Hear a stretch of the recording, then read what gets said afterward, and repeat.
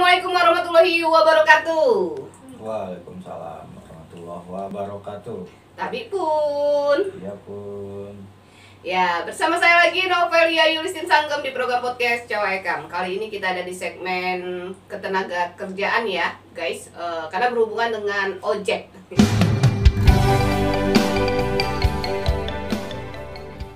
Sudah hadir di studio kita seorang pemuda yang gagah. Wah, ini tampak kekar sekali ini, kayaknya suka nge-gym nih.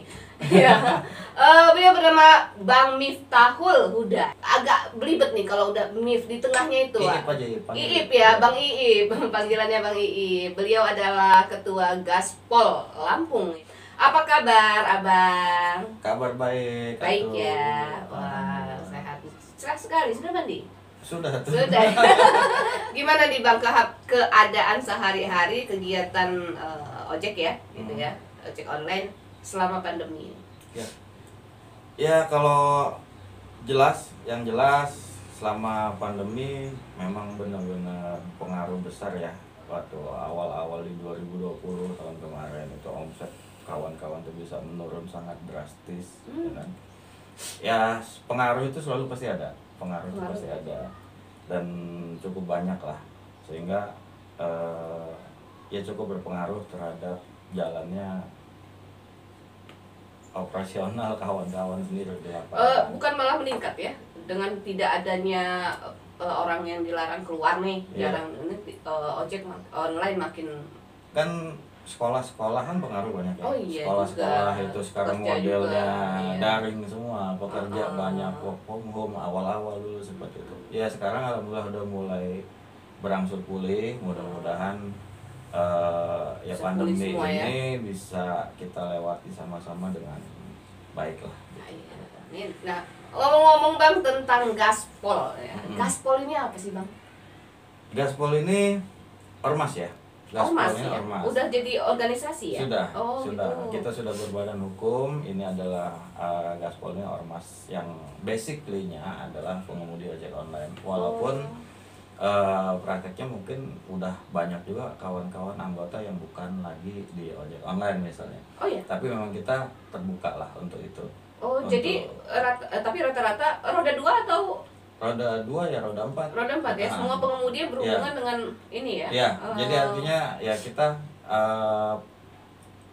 pengemudi ojek online yang berhimpun di Gaspol Lampung, ya itu artinya ya sama keanggotaan ormas. Artinya dia mau ada di komunitas apapun nggak ada masalah. Oh gitu. Ya sama aja, misalnya ada kita berkomunitas di A, B, C, tapi ada kita mau berhimpun juga di ormasnya di Gaspol Lampung, itu terbuka untuk umum ya. Jadi beda ormas sama komunitas itu jelas. Kan kalau Gaspol nih berhubungan dengan ini artinya berhubungan dengan jalan raya ya guys ya. Gaspol gitu kan. Selain dengan yang istilahnya kalau pekerja ya, pelaku pekerja yang ada di jalan raya, apakah ada unsur lain nih? Kalau unsur lain itu sebenarnya balik lagi ya, namanya organisasi kemasyarakatan ya. Semua hal itu ada di situ. Ada di situ. Apa sih singkatannya Bang? Gaspol Lampung. Tetap nggak ada singkatan. Kalau itu gabungan admin shelter pengemudi ojek online Lampung. Itu pada saat dulu kita pendirian. Cuma di dalam waktu kita bentuk jadi ormas itu kan tidak boleh ada kata-kata itu. Jadi memang kita sudah bersepakat namanya Gaspol Lampung. Gaspol, tidak ada arti. Tahun berapa itu Bang resmi? 2018. Kita berdirinya 27 Oktober 2017, tapi kemudian di Oktober tahun berikutnya 2018 itu kita sudah berbadan hukum secara resmi lah gitu.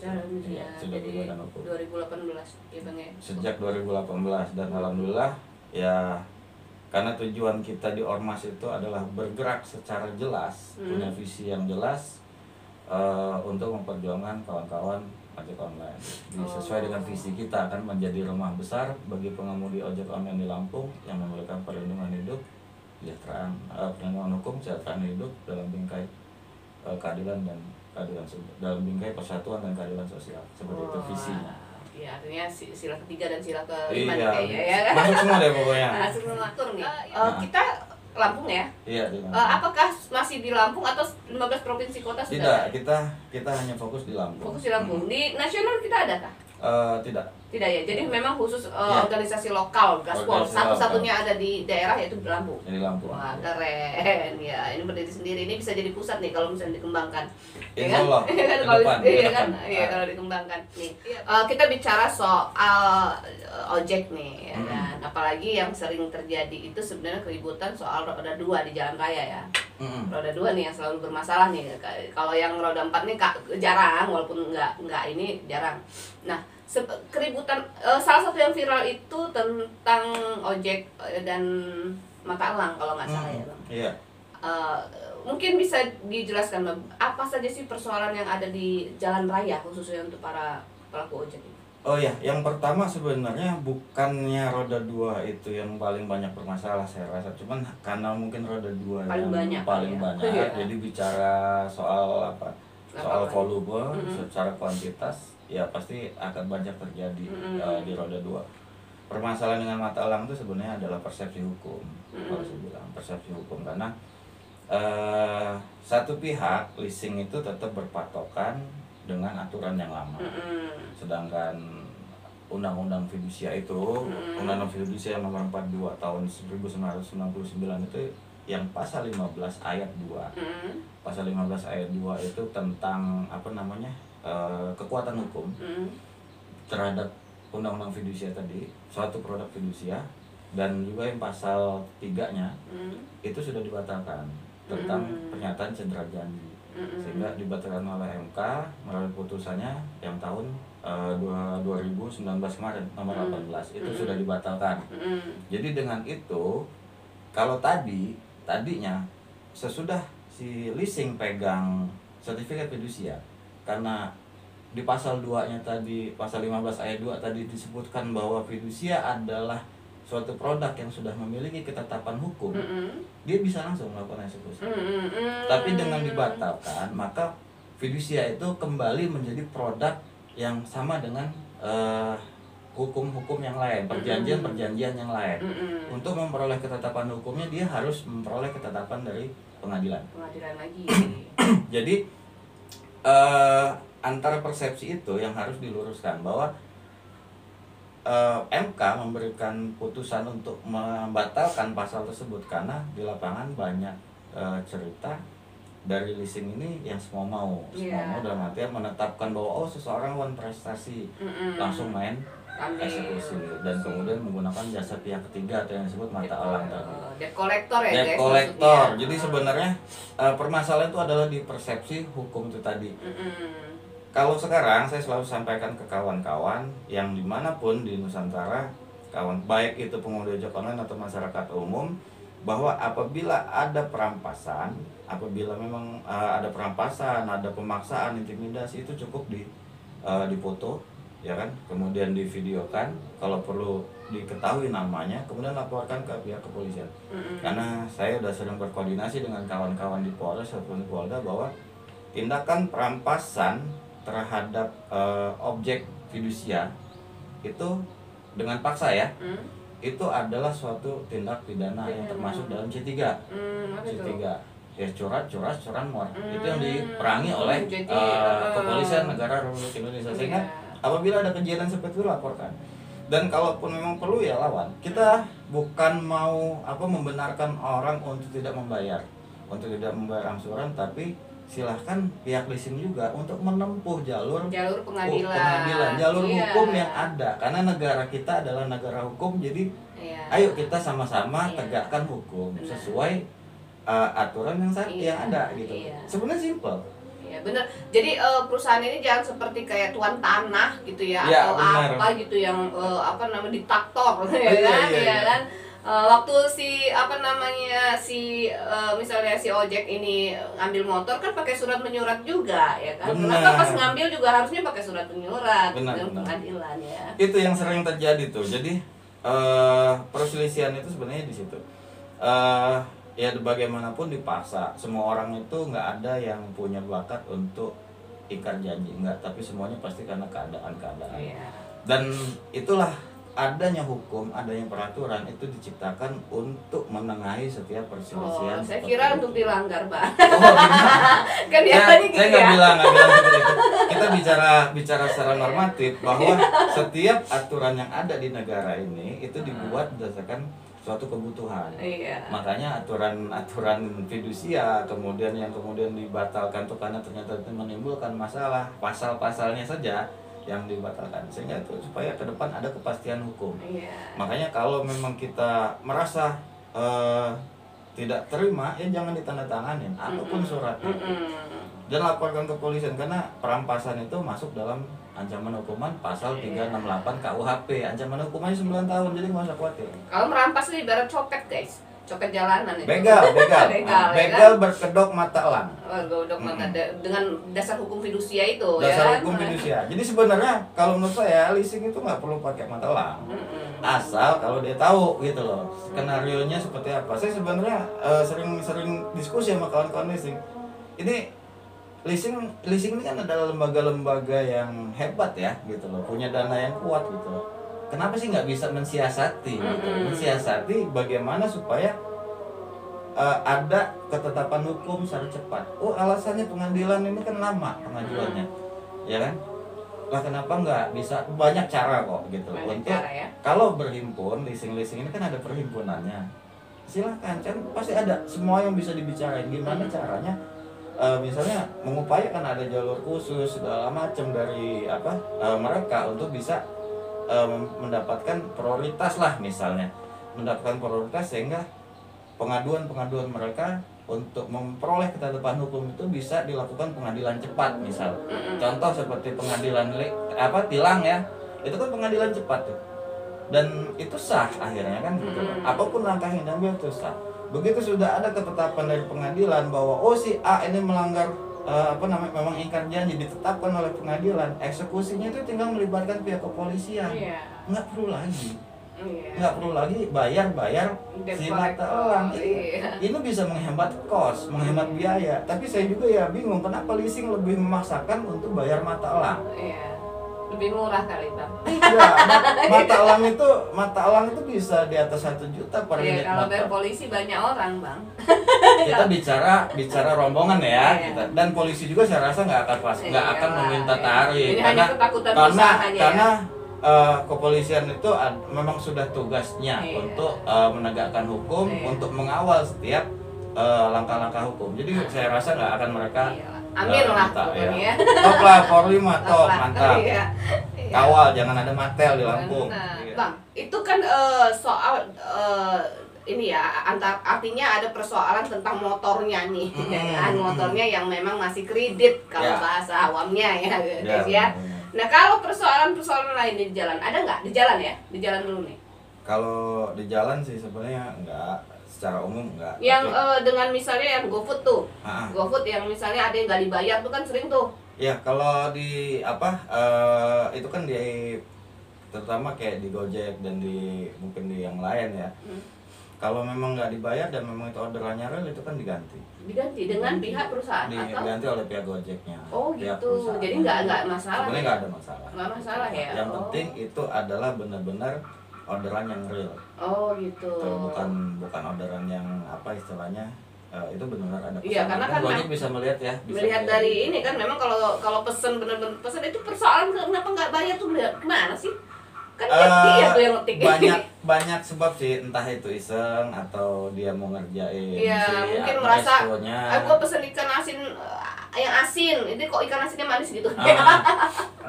Kecuali kalau dia misalnya gosop ya, model gosop atau yang orderan begitu, dan itu ternyata modelnya COD, itu memang itu rentan karena tidak di cover. Nggak di cover ya kalau COD ya? Nggak. Ya, kalau COD di misalnya ketemuan sama si A, itu yang sering terjadi penipuan. Kayak misalnya gini nih, saya pesen martabak nih lewat GoFood. Nah, tapi bayarnya di tempat.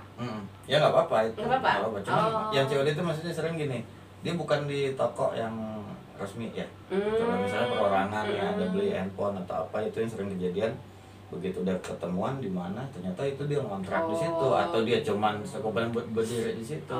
Begitu dia bawa, ternyata bukan handphone yang dibawa, itu cuman kotaknya handphone, dalamnya apa Oh, batu iya. atau Itu apa. kayaknya yang lagi marak itu nomor cantik tuh, lagi marak kayak Nah. gitu.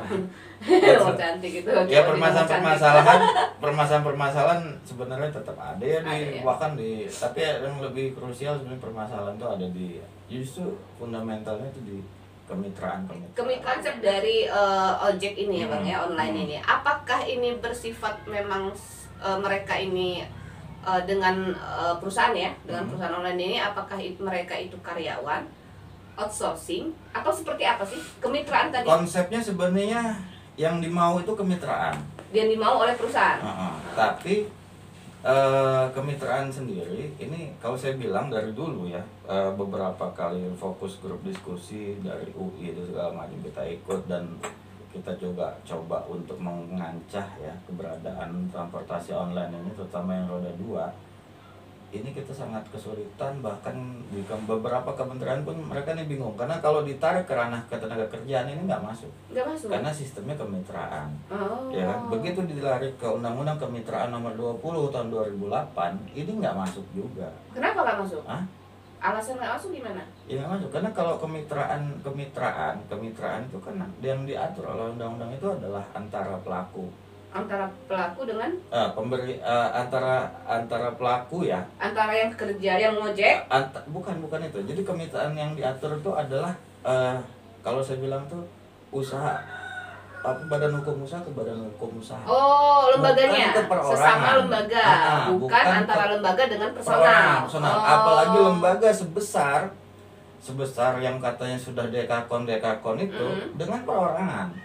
Ini yang timbul adalah penjajahan. Oh, jadi bukan antara iya. Jadi langsung dari si pengemudinya langsung ya. Nah, di sini ada ini karena kan banyak hal juga. Karena kalau kita baca ya di Undang-Undang pasal 1 ayat 13 Undang-Undang Nomor 20 itu, kemitraan itu kerjasama yang terkaitan usaha baik langsung maupun tidak langsung atas dasar prinsip saling memerlukan, mempercayai, memperkuat dan menguntungkan yang melibatkan pelaku usaha mikro, kecil, menengah dan usaha besar. Artinya kalau dibilang sekarang mitra ini siapa? Pengusahanya bukan. Kalau ditanya siapa pengusaha angkutannya, kita siapa bisa jawab? Ya kan? Kalau dibilang si aplikator tadi baik Gojek, Grab, Maxim dan lainnya, mereka itu sebagai apa? Mereka sebagai perusahaan aplikator, bukan pelaku transportasinya. Aplikasinya, oh gitu. Jadi mereka bukan pelaku transportasi. Oh, jarang hanya mediator aplikasi ya, artinya ya. Pengusahanya siapa bang? Siapa sekarang? Siapa yang punya izin usaha angkutan sekarang? Oh gitu. Ini adalah sesuatu yang salah. Adalah sesuatu yang salah yang terjadi dan ini yang saya lihat, yang saya bilang bahwa pemerintah ini tidak serius. Apa kata Organda? Apa? Tidak ada sangkut pautnya. Tidak ada sangkut pautnya ke Organda. Karena itu tadi, makanya ini adalah permasalahan serius yang ada di bisnis transportasi online, sehingga pada saat ada masalah, ada pemutusan sepihak oleh aplikator kepada mitranya tanpa sebab, ataupun ada sebab tapi sebenarnya nggak harus sampai ke pemutusan. Ini untuk membelanya itu kita bingung ya? kebingungan. Enggak bang, misalnya kita ambil contoh lah Grab Tip gitu ya. Ya. Ya Grab nih, itu aplikasinya Grab atau Grab itu punya usaha Grab gitu loh, bukan ya? Ya dia hanya aplikasi. Aplikasi. Jadi semua dana itu ownernya siapa?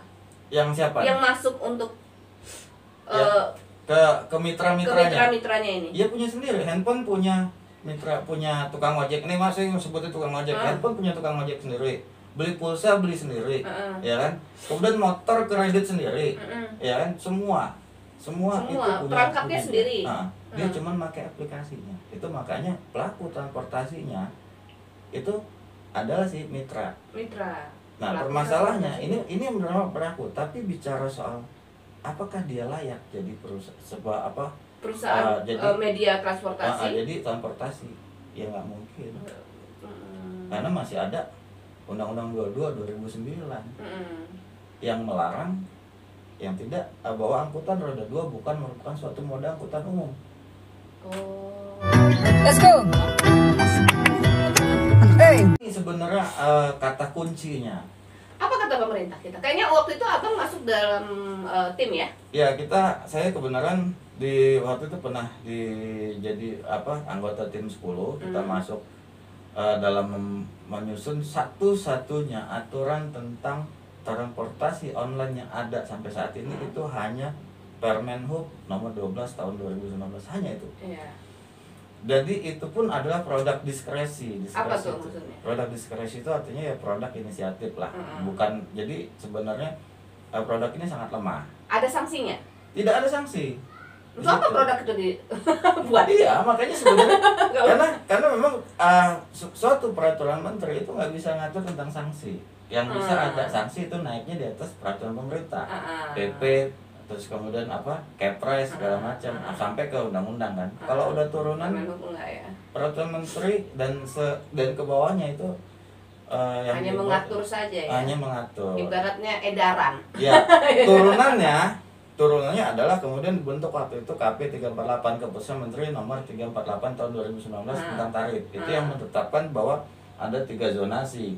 Zona 1, 2, 3. Nah, dari zona-zona tadi itu tarif harus disesuaikan. Harus menyesuaikan ya.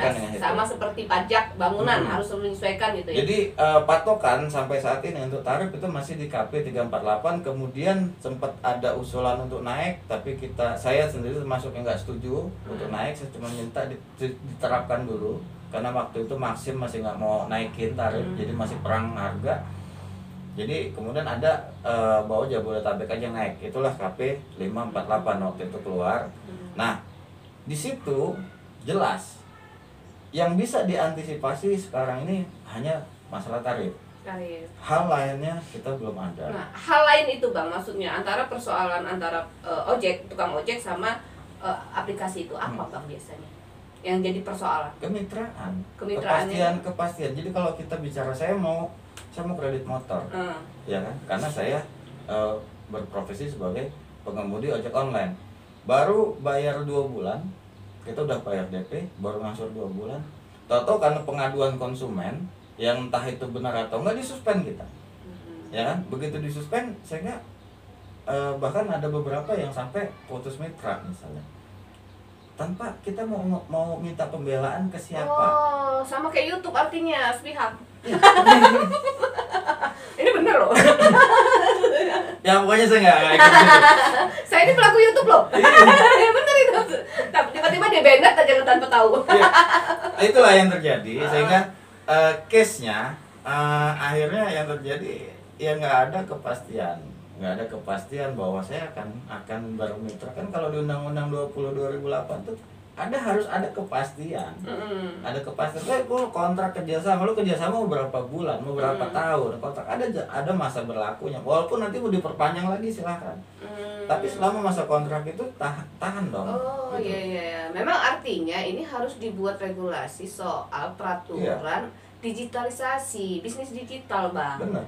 Ya kan bukan hanya aplikasi Grab, sebenarnya aplikasi-aplikasi online untuk transportasi.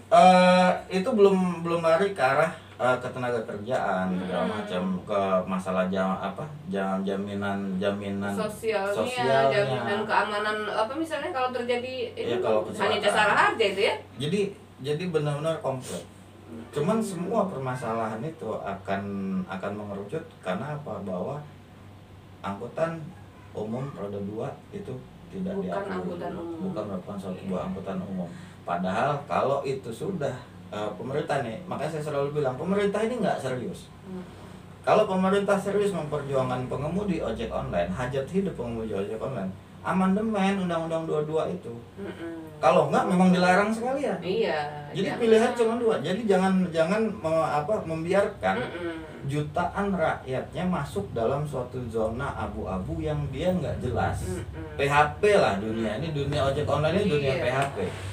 Gitu loh. Yang kapan aja bisa dibuang. Iya, karena memang ketenaga kerjaan ini kan berbicara pengangguran ya, Nah, salah satu dari untuk mengentaskan ke pengangguran yang paling mudah adalah ngojek bahasanya ya kan.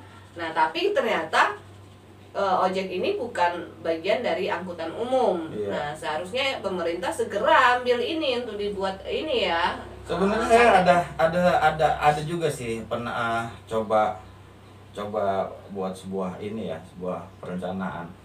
Sebenarnya kalau memang angkutan roda 2 ini bisa jadi sebuah angkutan umum, ini kan nanti bisa berlaku sampai seperti angkutan-angkutan konvensional lainnya, sehingga ada apa namanya, ada kejelasan tentang siapa pelaku transportasinya, siapa ya regulatornya.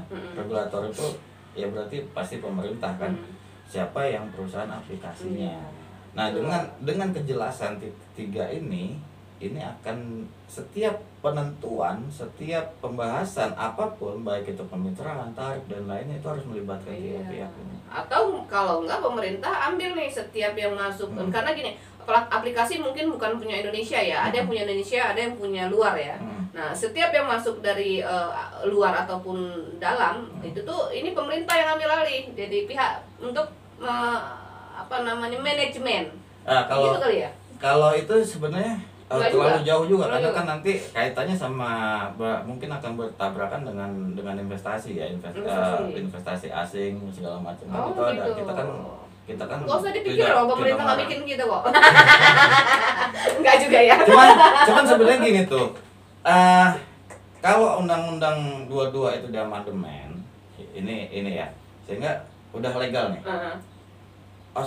Buatlah asosiasi pengemudi.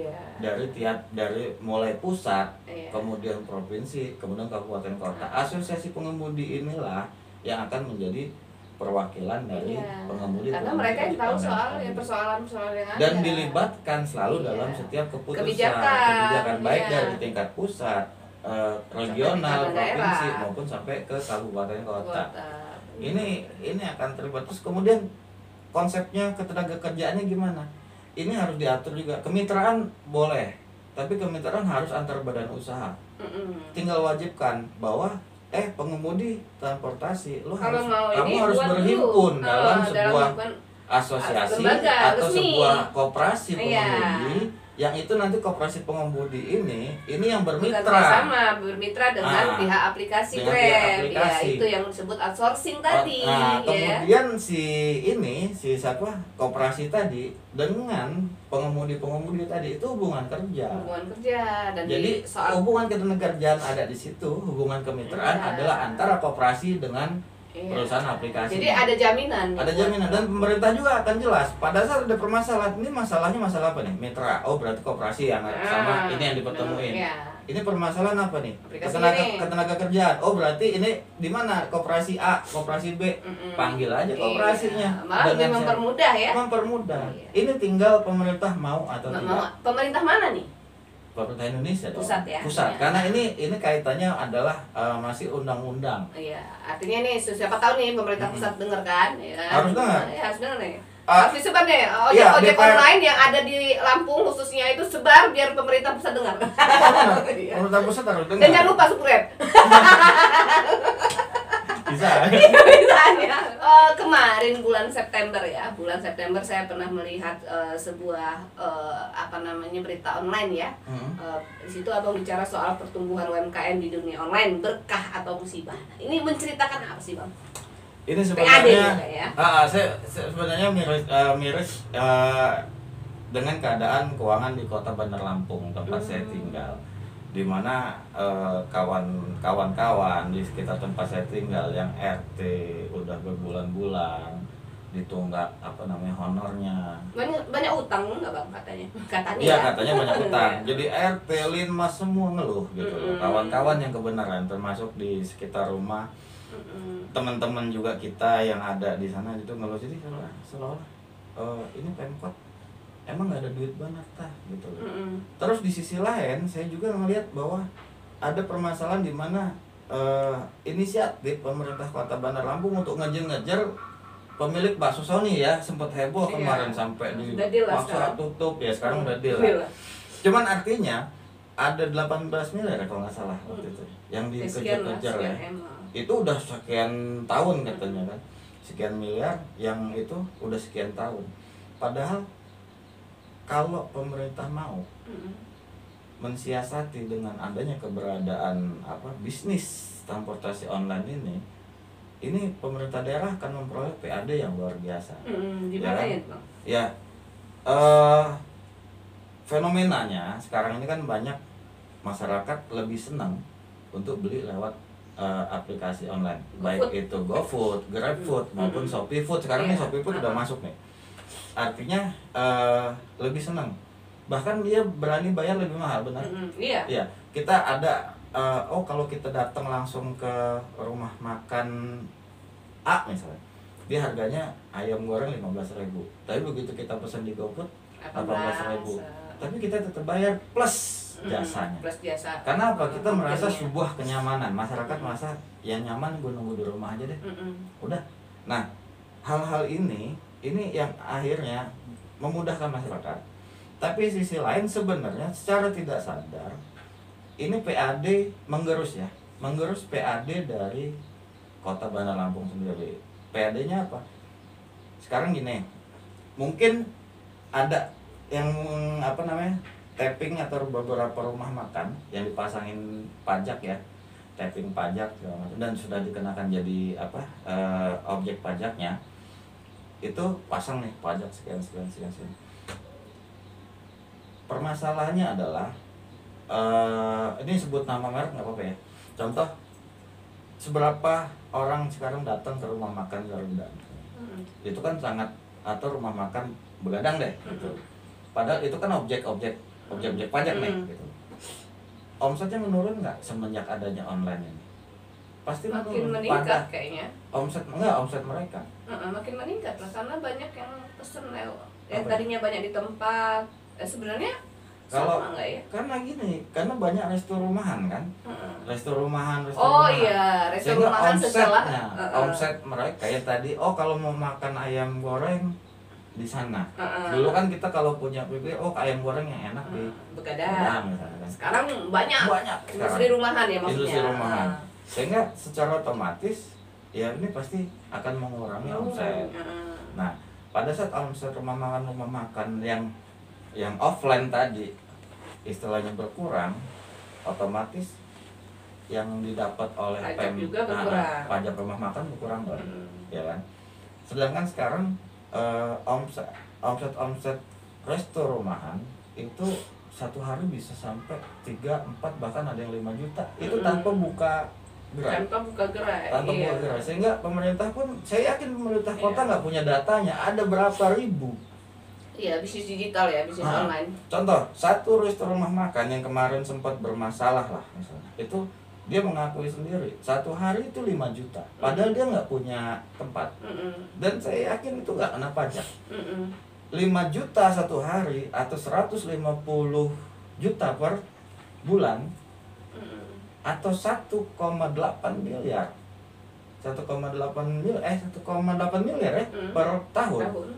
Dan maafnya ngomong nih, perusahaan aplikasi baik Gojek atau Grab itu dapat 20% dari situ, atau dia dapat sampai 360 juta dari satu aplikasinya ya. Iya, dari satu pesanan satu restoran, dari satu resto rumahan. Iya, dapat 360 juta per tahun. Iya. Pemkot dapat apa? Nggak dapat apa-apa. Nah sekarang bicaranya ada berapa ribu resto rumahan di Kota Bandar Lampung ini. Apakah pemerintah kota punya data? Nggak punya. Saya yakin nggak punya.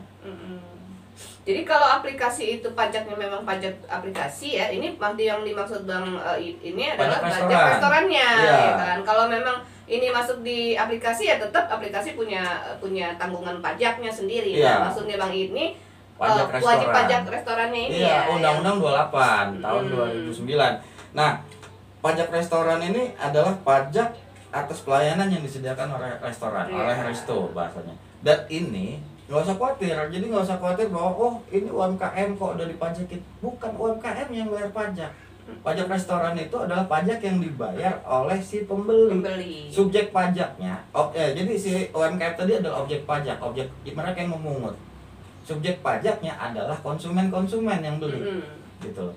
Iya, aplikator yang lain bisa ngambil 20%, masa kota 10%? Itu pun 10% itu diatur oleh Perda ya, dia maksimal 10% menurut undang-undang. Kalau Perda mau menetapkan 5% itu silakan aja. Gitu. Tapi minimal ini ada sumber pendapatan baru untuk Kota Bandar Lampung. Dan saya yakin pendapatan yang tadi saya gambarin, dari satu resto aja, itu perusahaan-perusahaan swasta itu bisa dapat ratusan juta per tahun. Kalau kali berapa ribu resto yang ada di Kota Bandar Lampung.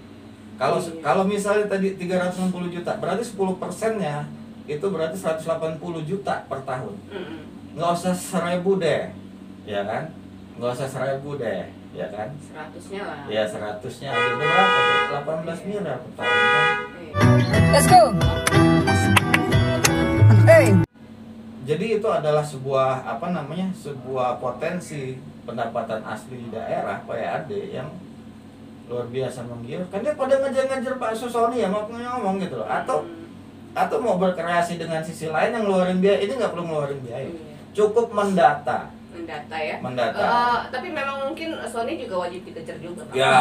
Ya dia kan memang wajib pajak. Itu it's okay lah. Maksud saya itu gini. Ya, ada peluang. Ada gitu. peluang ada lain. peluang PAD lain nih yang bisa diambil. Ayo Pemkot, ayo Bunda Epa nih kesempatan. Kira-kira Bang, waktu Abang tahu saat mendaftar ya UMKM industri rumahan ini, resto rumahan ini ke aplikasi kan ya. Artinya kan harus ke aplikasi nih mereka.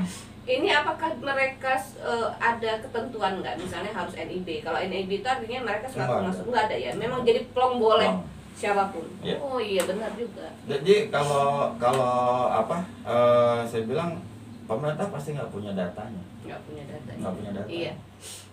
Dari mana dia mau?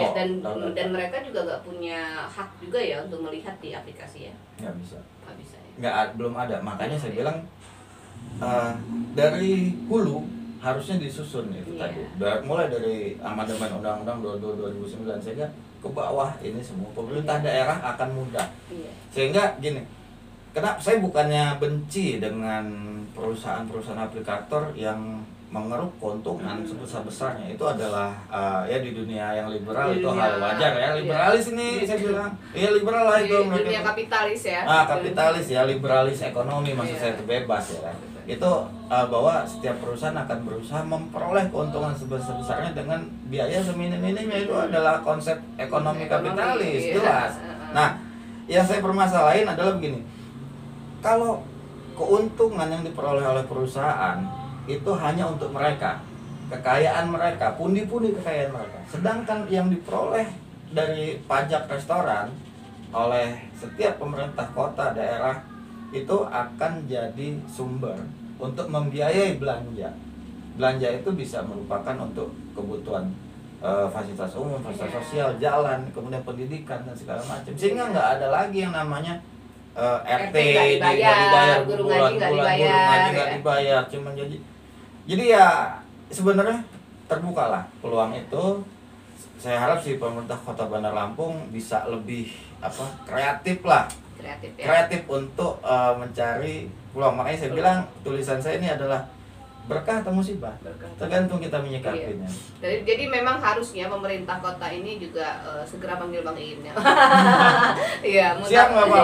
Siap dong, Bang Iin ini sebagai ketua umum Gaspol ya. Ini cerdas dan punya solusi yang bisa diterapkan di Bandar Lampung bahkan di pusat. Ya kalau di luar di seluruh Indonesia belum ada yang buat, di Bandar Lampung jadi yang buat. Sehingga semua dari Maroke dari mana itu dibandingin di sini nih bro. Jadi gue juga bangga nih sebagai warga Bandar Lampung. Iya dong, yang utang aja yang dibanggain ya. Flyover dong bangga. Iya kan, flyover bangga. Iya benar loh. Saudara saya di kampung naik flyover seneng banget. Belum tahu deh, yang belum dibayar yang banyak. Iya, pro kontra lah ya, antara ini cuma usulan aja kepada. Tapi ini usulan yang sangat bagus ya, walaupun mungkin di sisi dari industri ekonomi, industri home-nya merasa kok gitu sih Bang Iit? Enggak begitu, memang wajib pajak itu harus sebagai warga negara yang baik gitu. Benar ya? Dan yang bayar pajak juga bukan rumah makannya, yang bayar pembelinya. Pembelinya. Iya, makanya warung Sony waktu itu ditagihin, dikejar-kejar karena kan bukan warung Sony-nya yang bayar pajak, pembelinya yang bayar pajak. Dan saya yakin pembeli di Kota Bandar Lampung nggak akan lari, pembeli di Indonesia nggak akan lari karena berdasarkan survei orang Indonesia ini cenderung untuk lebih senang beli secara delivery online. Iya, karena kalau udah nyaman guys, mau berapapun itu dibeli loh sama.